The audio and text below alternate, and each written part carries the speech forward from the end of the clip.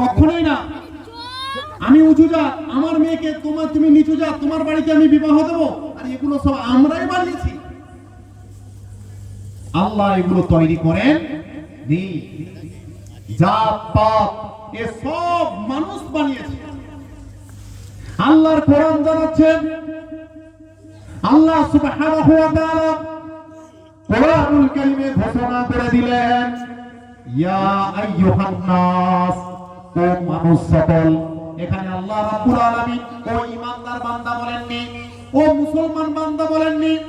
আল্লাহ জানেন যারা আল্লাহকে অস্বীকার করে, আল্লাহকে রব হিসাবে যারা মানে না, তারপরেও আল্লাহ রাব্বুল আলামিন ঘোষণা করেন, তুমি না মানতে পারো, কিন্তু আমি আল্লাহ ঘোষণা করছি তুমি আমার বান্দা। কত দয়ালু আল্লাহ! উদাহরণ নিলে বুঝতে পারবেন কতটা আল্লাহ ভালোবাসেন।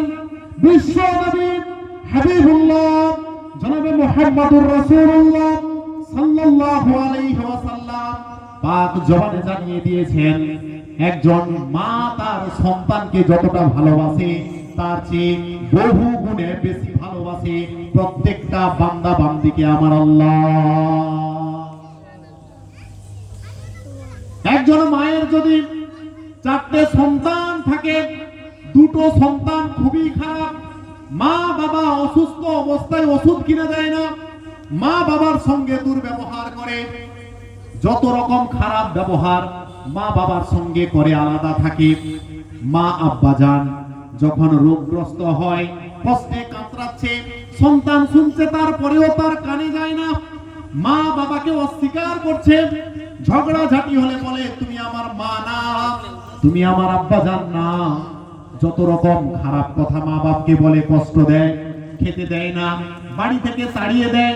কিন্তু আল্লাহর কসম করে বলছি, যখন ওই সন্তান কোনো কষ্টে পতিত হবে, সামান্য যদি কোনো বিপদ হয়, রোগগ্রস্ত হয়, আর তার হতভাগা মা তার আব্বাজান যদি শুনে যে আমার ওই সন্তান বিপদে পড়েছে, কসম খোদা কোনোদিন ওই মা থাকতে পারবে না।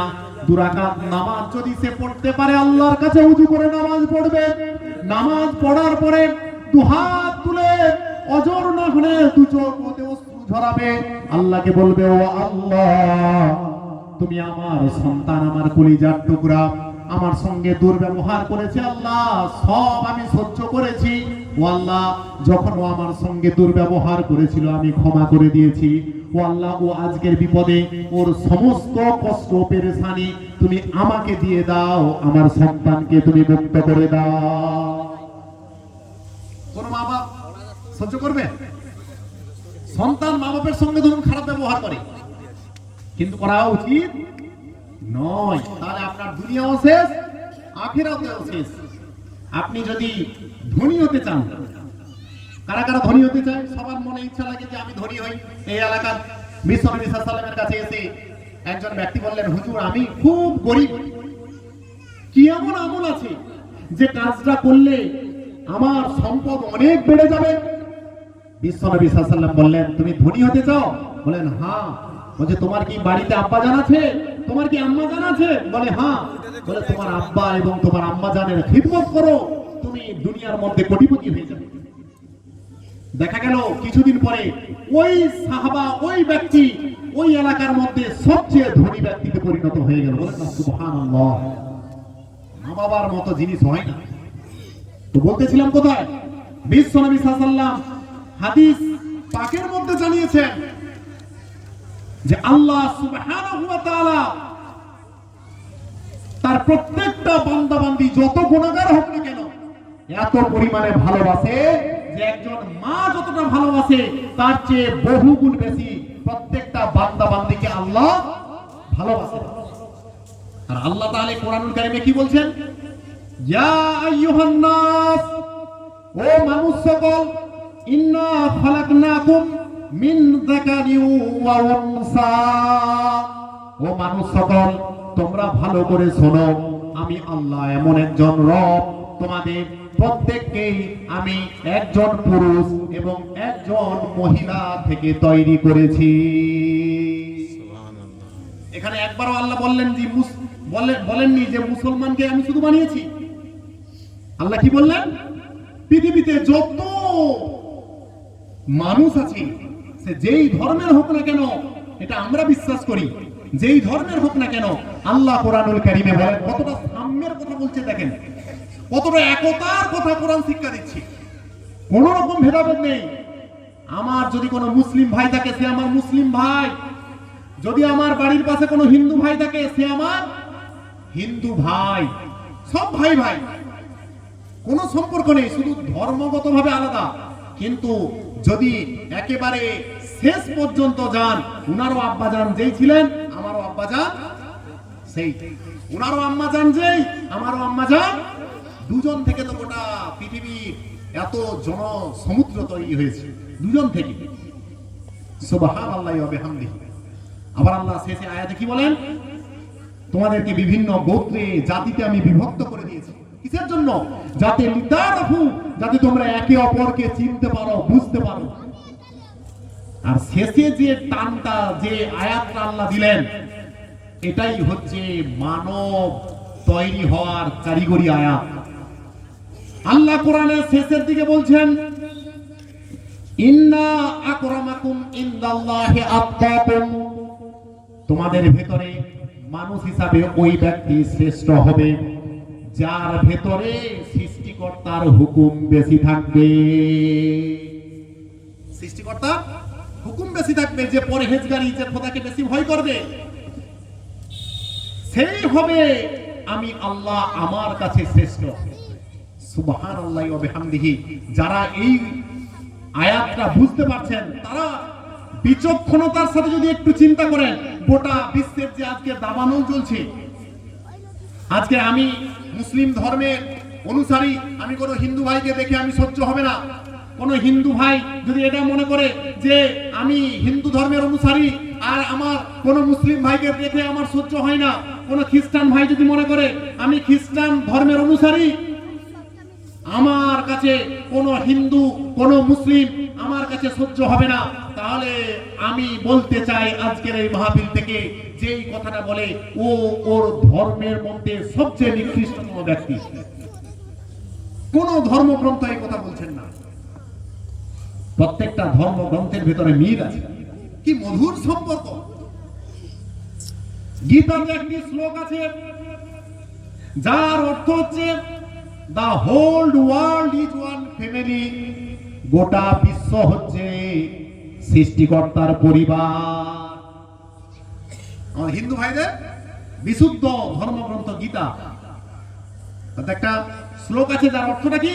The whole world is one family, গোটা বিশ্ব হচ্ছে একটা পরিবার।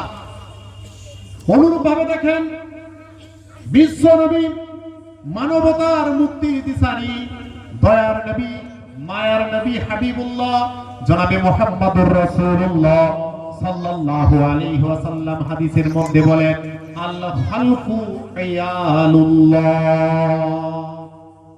গোটা বিশ্ব হচ্ছে আল্লাহর পরিবার। তাহলে কতটা মিল দেখছেন? হিন্দু ভাইদের ধর্মগ্রন্থ আর আমাদের ধর্মগ্রন্থ কত সুন্দর মিল। শুধু আমরাই অমিল করার চেষ্টা করি।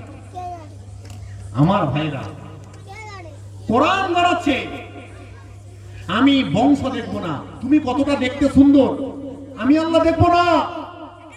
তোমার কত প্রপার্টি আছে, আমি আল্লাহ দেখবো না। তোমার কত লোক জনবল আছে, আমি আল্লাহ দেখবো না। আমি দেখবো তুমি রিক্সা চালক, এই এলাকার একজন ভিক্ষুক, এই এলাকার একজন পায়খানা সাফ করা মেথর। কিন্তু তোমার ভেতরে যদি মানবিক বোধ থাকে, তোমার ভেতরে যদি সৃষ্টিকর্তার প্রত্যেকটা হুকুম থাকে, মানুষের সাথে যদি তুমি ভালো ব্যবহার করো, সত্য কথা যদি বলো, কোন মানুষের বিনা অপরাধে সামান্যতম তাকে যদি তুমি দুঃখ না দাও, আমি আল্লাহ ঘোষণা করে দিলাম তুমি হবে আমি আল্লাহ আমার কাছে শ্রেষ্ঠ। বলেন না সুবহানাল্লাহ। কত সুন্দর জীবন ব্যবস্থা কোরআনুল কারীম এবং বিশ্বনবী হাবিবুল্লাহ মুহাম্মদুর রাসূলুল্লাহ সাল্লাল্লাহু আলাইহি ওয়াসাল্লামকে আল্লাহ সুবহানাহু ওয়া তাআলা পাঠিয়ে এবং কোরআনকে আল্লাহ সুবহানাহু ওয়া তাআলা তিনার হাবিবের উপরে পাঠিয়ে ওই আয়ামে জাহিলিয়াতের যুগ বর্বর যুগকে স্বর্ণ যুগে পরিণত এমনি এমনি করেননি। চরিত্র দিয়ে, মহানুভবতা দিয়ে, ক্যারেক্টার দিয়ে আল্লাহ রাসূল সাল্লাল্লাহু আলাইহি ওয়াসাল্লাম পুরো সমাজকে পরিবর্তন করে দিয়েছিলেন।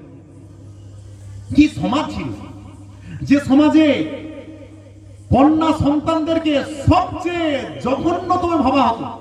ইতিহাস দেখেন, ইতিহাস একটু পড়েন, বুঝতে পারবেন। বর্তমান সময়েও নারীদেরকে তাদের অধিকার সম্পূর্ণভাবে দেওয়া হয় না।